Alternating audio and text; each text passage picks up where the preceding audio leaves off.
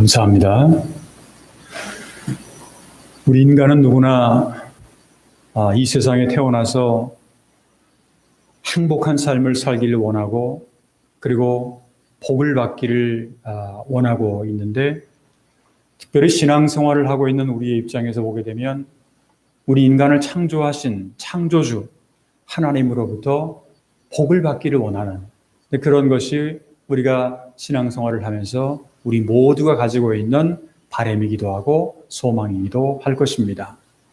우리는 지금 세계적인 코로나 팬데믹의 그런 상황 속에서도 금년도 1년을 우리가 맞이해서 우리가 무사하게 오늘까지 이렇게 보내왔고, 오늘은 이제 후반기가 시작되는 7월의 첫 번째 주일을 우리가 맞이하게 되었습니다. 원래 7월의 첫 번째 주일은 한 해의 전반기가 끝나고 그리고 후반기가 시작되는 이제 그러한 의미에서 한국 교회에서는 보통 맥주 감사절이라고 하는 그런 절기를 지키고 있습니다. 보통 이제 농사를 하다 보면 이모작이라고 하는 것이 있어서 한 해 전반기에는 보리를 수확을 하고 후반기에는 쌀을 수확을 하는, 이것이 이제 일반적으로 알려진 그러한 내용입니다. 맥주절이라고 하는 말은 우리 한국어 그대로 한자성을 보게 되면 보리를 수확하는 그러한 날입니다.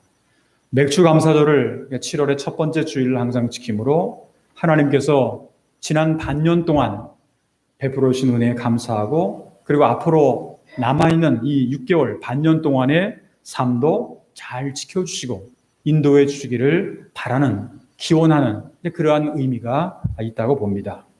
여기서 우리는 한국 교회가 첫 번째 주일에 7월의 첫 번째 주일에 맥주 감사절을 지킨다라고 하는 것은 이 농경 문화하고 아주 깊은 관계가 있다고 그렇게 볼 수가 있습니다. 그런데 요즘에는, 물론 옛날에는 다 농사 짓는 것이 거의 주된 일이었지만 요즘에는 농사 짓는 분들이 거의 안 계실 정도로 이 도시 한복판에는 그런 상황 가운데서 이 농경 문화가 좀 퇴색되어 가는 그러한 상황이다 보니까 맥주 감사절 이렇게 하더라도 보리를 우리가 거두면서 감사한다 하는 그런 것이 좀 잘 실감이 나지 않는 그러한 것도 오늘의 현실이라고도 그렇게 볼 수가 있습니다. 사실은요, 이러한 맥주 감사절은 한국에서만 지키는 절기가 아닙니다. 본래 이제 우리가 구약 성경을 보게 되면 구약 성경에 이제 3대 절기가 본래 있게 되는데, 그 중에 하나가 오순절 또는 칠칠절이라고도 그렇게 부릅니다.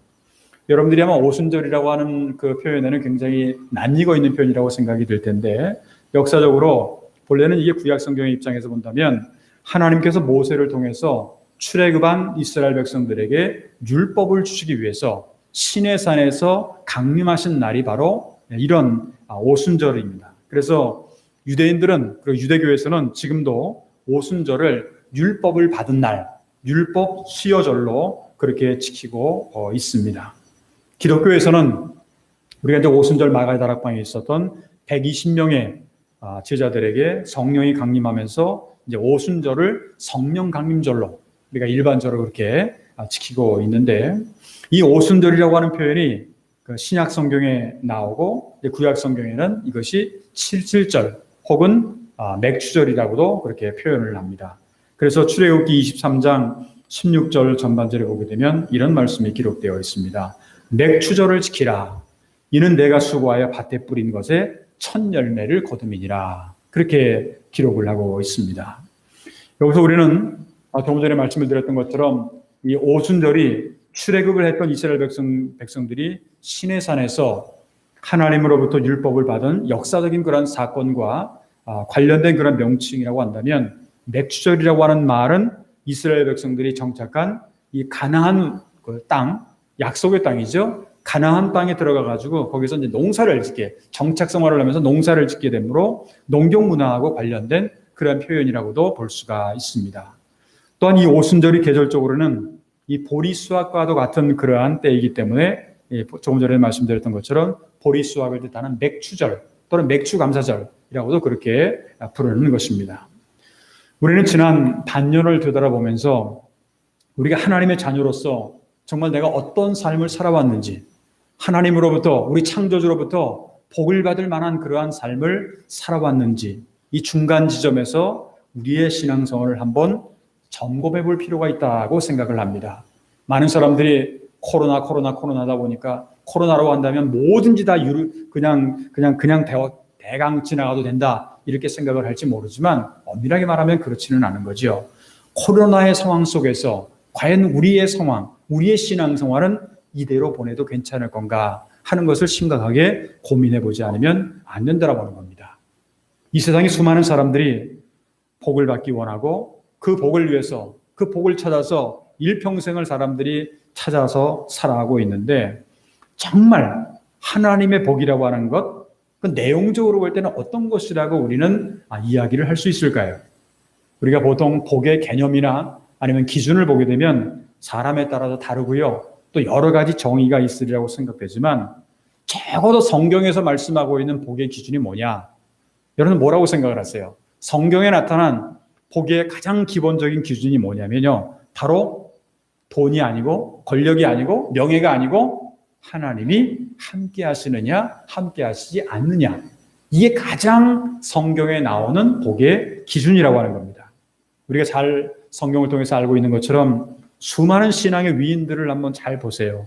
예를 들면 에녹도 그랬고 노아, 아브라함, 모세, 다윗, 이사야, 그리고 다니엘, 엘리야, 그리고 신약 성경의 베드로, 그리고 그 사도 바울 이런 사람들의 공통점을 가만히 보게 되면 한마디로 요약할 수 있는 게 뭐냐면 하나님이 함께 하셨다라는 거예요. 하나님이 그들과 함께 하셨다. 그 가운데 모세를 부르신 하나님이 출애굽기 3장 12절을 보게 되면 이런 말씀을 하십니다. 출애굽기 3장 12절 하나님이 이르시되 내가 반드시 너와 함께 있으리라. 그냥 너 적당하게 가가지고 한번 이스라엘 백성으로 인도해봐라 이런 게 아니에요.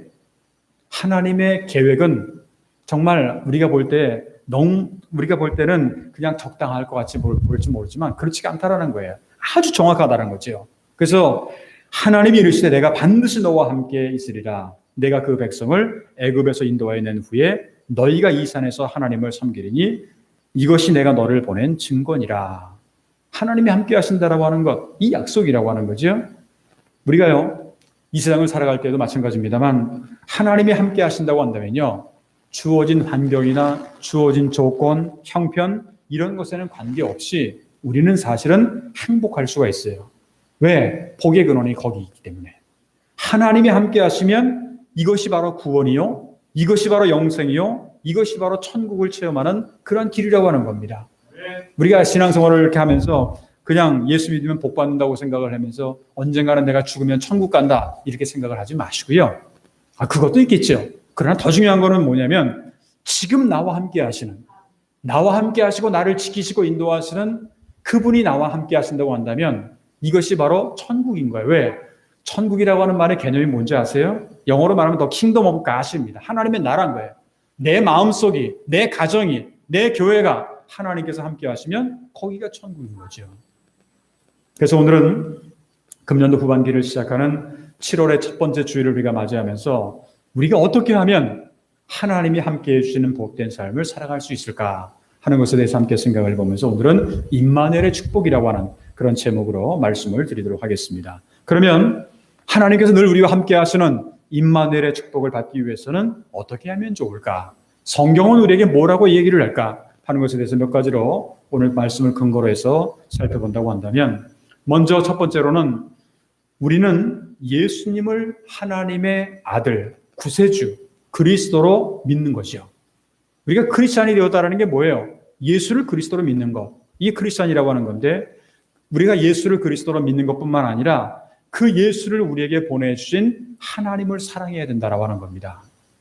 오늘 성경 말씀 14절, 15절을 보게 되면 아버지가 아들을 세상에 구주로 보내신 것을 우리가 보았고 또 증언하노니 15절 누구든지 예수를 하나님의 아들이라 시인하면 하나님이 그의 안에 거하시고 그도 하나님 안에 거하느니라. 그렇게 말씀이 기록되어 있습니다.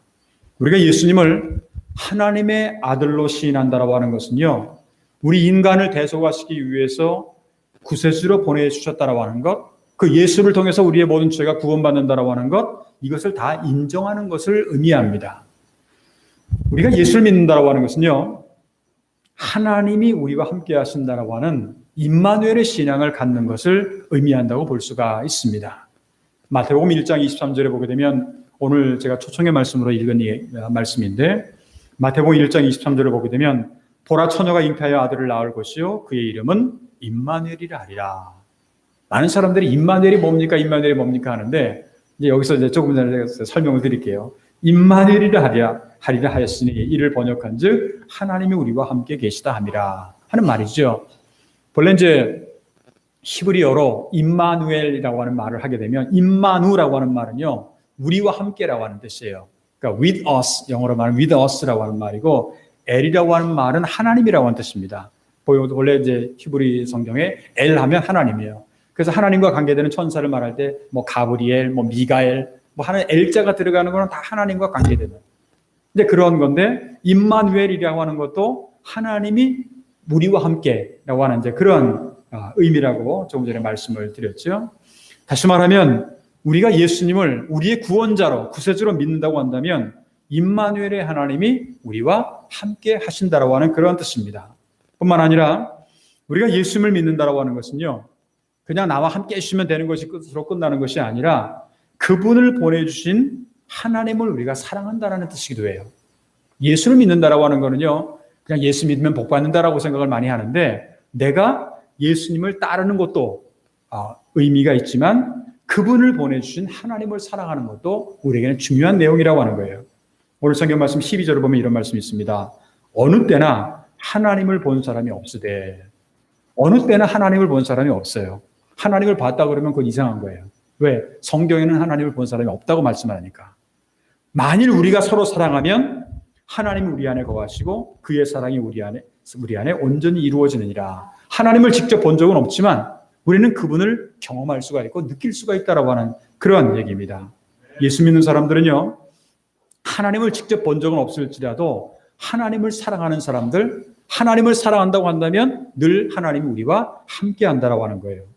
우리가 하나님을 사랑하게 되면 우리의 이웃을 사랑하게 되고, 이러한 하나님 사랑과 이웃 사랑이라고 하는 것, 이것은 우리가 성경에서 잘 아는 것처럼 모든 율법의 가장 총요약을 한다면 하나님 사랑, 이웃 사랑입니다. 그죠? 이것이 바로 우리가 성경에 나오는 율법이 이제 613개라든가 뭐 그렇게 있다고 하지만 그 모든 것들을 다 요약한다는 것을 한마디로 말하면 사랑이라고 하는 거죠. 따라서 우리가 사랑하면 하나님이 주신 모든 율법을 잘 지키는 것이 되고요, 하나님이 우리와 함께 하시게 된다라고 하는 거예요. 예수님이 이런 말씀을 하셨어요. 요한복음 14장 23절에 보게 되면 예수께서 대답하여 이르시되 사람이 나를 사랑하면 내 말을 지키리니 내 아버지께서 그를 사랑하실 것이요 우리가 그에게 가서 거처를 그와 함께 하리라 하는 말씀입니다. 이와 같이 예수님을 우리의 구세주로 믿고 그 아들을 주신 하나님을 사랑하는 사람에게는요, 반드시 어떤 복이 임해지느냐? 임마누엘의 축복이 임해진다라고 하는 것을 우리가 성경을 통해서 이것을 확인할 수가 있다라고 하는 겁니다. 두 번째로 하나님은요, 당신을 사랑하는 구체적인 표현으로 영과 진리로 예배하는 자들에게 하나님은 임마누엘의 축복을 주신다라고 하는 겁니다. 오늘 성경 말씀 16절을 보게 되면 하나님이 우리를 사랑하시는 사랑을 우리가 알고 믿었노니 하나님은 사랑이시라. 사랑 안에 거하는 자는 하나님 안에 거하고 하나님도 그의 안에 거하시느니라. 이렇게 말씀을 합니다. 여러분들, 하나님의 사랑 안에 거한다라고 하는 게 무슨 말일까요? 여러분들 하나님을 사랑한다고 그러죠. 입만 그냥 나 하나님 사랑해 그렇게 해서 되는 게 하나님 사랑하는 게 사실은 아니에요. 하나님을 사랑하는 구체적인 표현이 뭐냐면 하나님께 늘 영과 진리로 예배를 드린다라고 하는 겁니다. 하나님을 사랑하는 사람이 1년에 한 번 와가지고 교회 와가지고 하나님 만나고 나 하나님 너무너무 사랑해, 이게 말이 될 것 같아요? 아니잖아요. 물론 이제 요즘 같은 경우에는 이제 온라인 예배를 통해서 어떤 곳이든 상관이 없어요. 장소는 상관이 없습니다. 늘 내가 하나님 앞에 드린 예배를 영과 진리로 하나님 앞에 예배를 드리고 있느냐라고 하는 거죠. 요한복음 4장 23절 24절에 보게 되면 예수님께서 이런 말씀을 하셨죠. 아버지께 참되게 예배하는 자들은 영과 진리로 예배할 때가 오나니 곧 이때라 아버지께서는 자기에게 이렇게 예배하는 자들을 찾으시느니라. 하나님을 사랑하는 자가 하나님이 뭔가를 찾으시는 것을 잘 알고 그대로 따르는 것이 하나님을 사랑하는 거지, 하나님이 원하시는 건 이건데 다른 것만 해보세요. 그게 하나님을 사랑하는 표현인가? 24절, 하나님은 영이시니 예배하는 자가 영과 진리로 예배할지니라. 그렇게 말씀을 하고 있습니다. 하나님은 항상 정말 정성을 다해서 영과 진정으로 예배하는 사람들을 찾으시고 또한 기뻐하실 뿐만 아니라 그러한 사람들과 늘 함께 하신다라는 겁니다. 특별히 우리는 예배를 통해서 하나님을 만나게 되고 성령을 주심으로 성령의 충만한 생활을 할 수 있게 된다라고 하는 겁니다. 여러분들이 잘 아시는 것처럼 우리가 초대교회가 시작된 것은요, 좀 전에 처음 부분에 제가 말씀을 드렸습니다만 120명의 신도들이 모여서 마음을 같이하여 오로지 기도하였을 때, 이 무슨 말일까요? 마음을 같이하여서 오로지 기도를 했다라는 말은 하나님이 기뻐하시는 예배를 드렸다라고 하는 얘기죠. 하나님이 기뻐하시는 예배를 드렸을 때 그 가운데서는 성령이 충만하게 되고 하나님이 함께 하시는 역사가 나타나게 되었다라고 하는 겁니다. 오늘 13절을 보게 되면 그의 성령을 우리에게 주심으로 우리가 그 안에 거하고 그가 우리 안에 거하시는 줄을 아느니라. 그렇게 말씀을 합니다. 우리가 진정으로 날마다 영과 진리로 하나님 앞에 예배를 드리게 되면요, 하나님은 성령을 통해서 우리에게 성령을 허락해 주실 뿐만 아니라 성령이 우리와 함께 하신다고 한다면 하나님이 함께 하시는 거잖아요. 하나님이 함께 하시는 임마누엘의 복을 체험할 수가 있게 되는 것입니다. 하박국 2장 20절을 보게 되면 이런 말씀을 하고 있어요. 오직 여호와는 그 성전에 계시니 온 땅은 그 앞에서 잠잠할지니라 하시니라 하는 그런 말씀을 합니다. 이 말이 무슨 말이냐면, 우리가 성전에서, 요즘 같은 경우에는 성전에 못 나오더라도 각 가정에서 하나님 앞에 영과 진리로 예배를 드린다고 한다면 하나님은 반드시 우리와 함께 해주신다라고 하는 것, 함께 해주신다라고 하는 표현은 다른 말로 표현하면 임마누엘의 은혜와 축복을 허락해 주신다라고 하는 것, 이것을 우리는 날마다 체험할 수 있어야 되겠다라고 하는 겁니다. 세 번째, 마지막으로 하나님이 함께 해주시는 임마누엘의 축복을 체험하기 위해서는요, 항상 하나님 앞에 회개하고 겸손한 자가 되어야 된다라고 하는 겁니다. 오늘 성경 말씀 14절, 15절을 보게 되면 아버지가 아들을 세상에 구주로 보내신 것을 우리가 보았고 또 증언하노니 또 누구든지 예수를 하나님의 아들이라 시인하면 하나님이 그의 안에 거하시고 그도 하나님 안에 거하시느니라. 그렇게 말씀을 하고 있습니다. 왜 하나님이 우리에게 예수를 보내주셨을까요? 왜 구원자를 보내주셨을까요? 그게 뭐냐? 한마디로 말하면 우리 인간은 다 죄인인 거예요.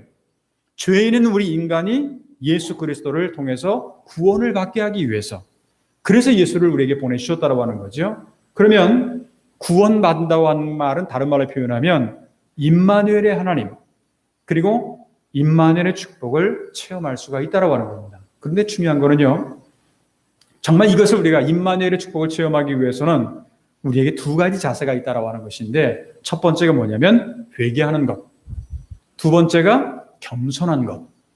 이것이 이제 우리에게 있어서는 가장 하나님의 은혜, 임마누엘의 은혜를 체험하기 위해서 필요한 것이라고 하는 거죠.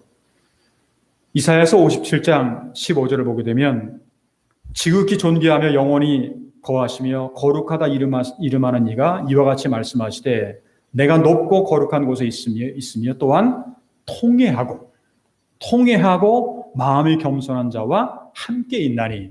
이 말씀 잘 기억하세요.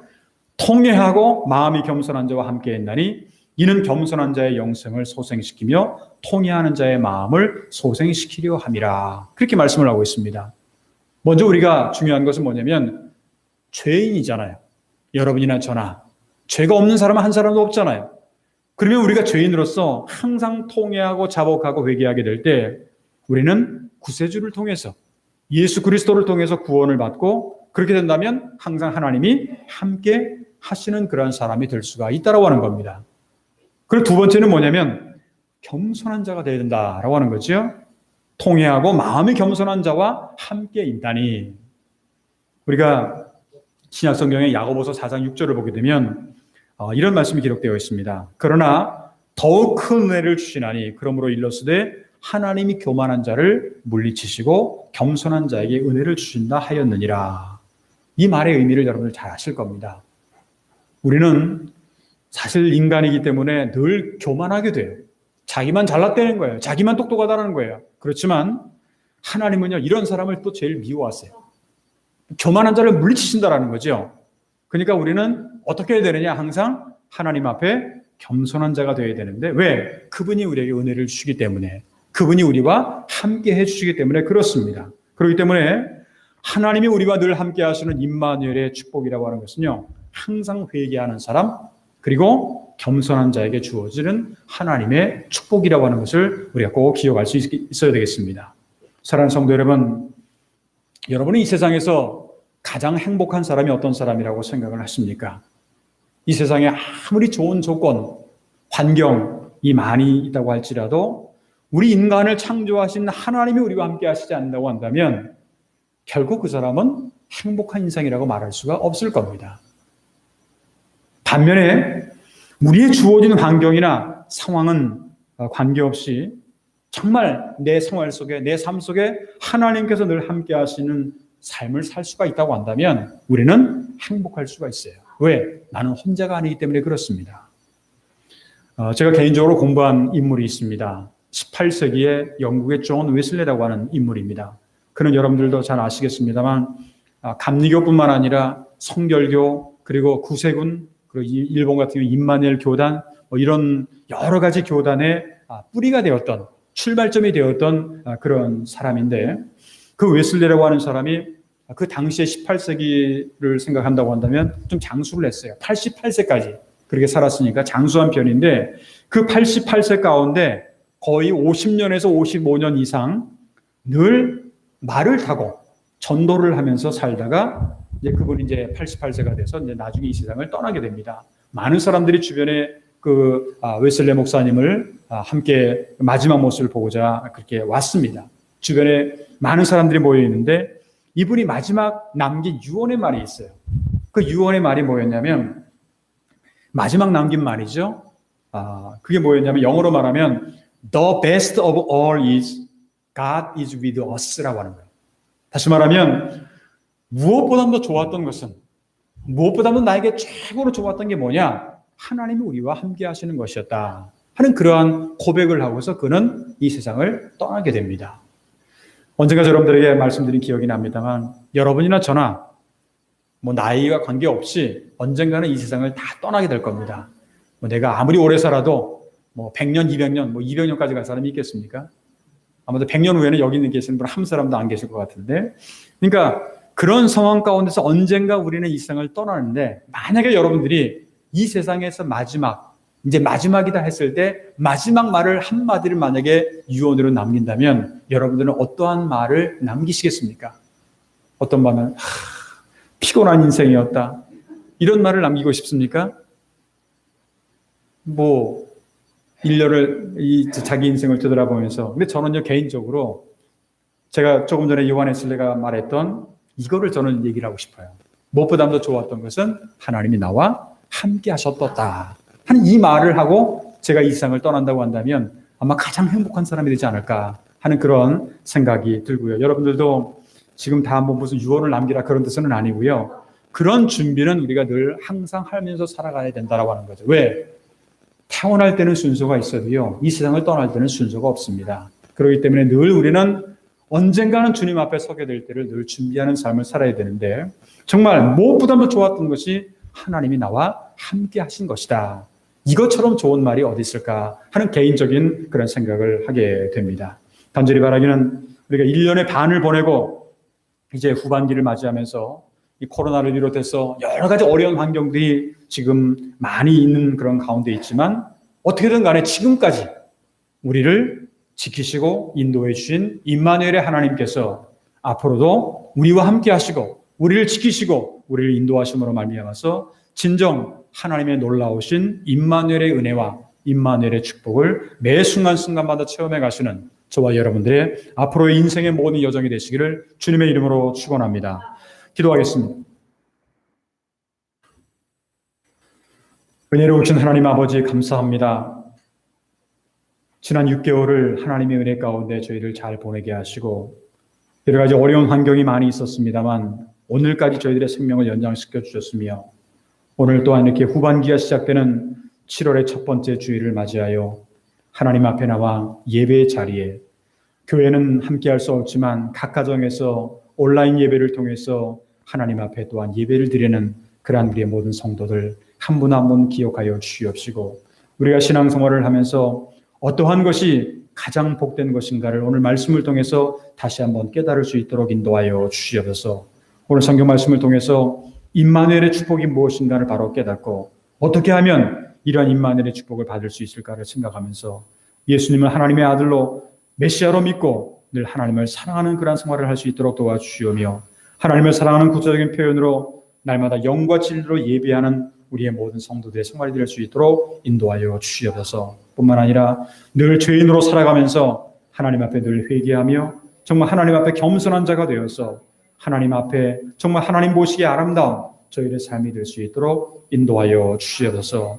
이제 코로나19에 정말 출구가 보이지 않는 그런 어려운 상황이 계속되고 있습니다. 이 7월 달에는 동경올림픽이 개최된다라고 하는 그러한 이 7월 달이지만 이제 그런 가운데도 불구하고 이제 변이종이라고 하는 것 때문에 또 많은 사람들이 걱정하고 있고 염려를 하고 있습니다. 아버지 하나님, 이러한 때일수록 우리가 하나님이 우리와 함께 하심으로 치유와 회복의 은혜를 체험할 수 있도록 도와주시옵시고 우리는 아무것도 할 수 없지만 하나님께서 저희들에게 긍휼과 자비를 베풀어 주셔서 하루빨리 자유스럽게 하나님 앞에 나와서 예배할 수 있는 날이 올 수 있도록 가정에서뿐만 아니라 우리가 교회에 나와서 하나님 앞에 예배드릴 수 있는 날이 빨리 올 수 있도록 하나님께서 저희들에게 늘 함께 하시고 인도하여 주시기를 간절히 넣어 기도하옵나이다. 특별히 성도들 가운데 영육간의 질고로 동당하는 성도들이 많이 있습니다. 아버지 하나님, 수술을 앞두고 있는 분도 있고 또 여러 가지 가정에서 어려움 당하는 분들도 있고 남에게는 말할 수 없는 고민을 가지고 살아가는 분들도 있습니다. 정말 아버지 하나님, 말로 표현할 수 없는 여러 가지 고난 가운데 형편 가운데 살아가는 분들 한 분 한 분을 기억하여 주시오며 주님의 구원과 치유의 손길을 허락하여 주시옵시고 또한 경제적으로 어려움 당하는 분들 외에는 하나님께서 경제적으로도 어려움 당하지 않도록 채워 주시옵시고 하나님의 은혜와 하나님의 평강이 날마다 넘칠 수 있도록 주여 인도하여 주시옵소서. 이제 후반기의 모든 생활도 하나님께 맡깁니다. 전반기를 지켜주신 하나님께서 후반기에도 우리의 모든 삶 속에 날마다 임마누엘로 동행하시는 하나님의 은혜를 체험하는 우리 모두가 될 수 있도록 인도할 줄 믿사옵고 감사하며 주 예수 그리스도 이름으로 간절히 축복하며 기도하옵나이다. 아멘.